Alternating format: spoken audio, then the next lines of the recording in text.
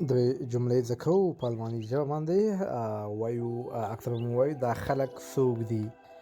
وایي هلته چې خلک ولاړ دي یا هغه خلک یا دا خلک څوک دي دا جمله په الماني ژبه داسې وایو wer sind diese Leute da دا مطلب هلته چې ولاړ دي هلته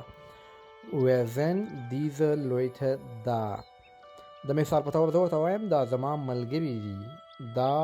ملګري دي دا جمله په الماني ژبه داسې وایو Das sind meine Freunde دوستانو دلته sind په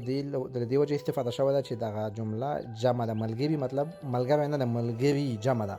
که یو کس وایي بیا دلته sind په ځای ist راته او دوستانو وړاندې جمله ده هغوی د کوم ځای څخه راغلي دي دا جمله په الماني ژبه څنګه وایي تاسو په کمنټ کې ولیکئ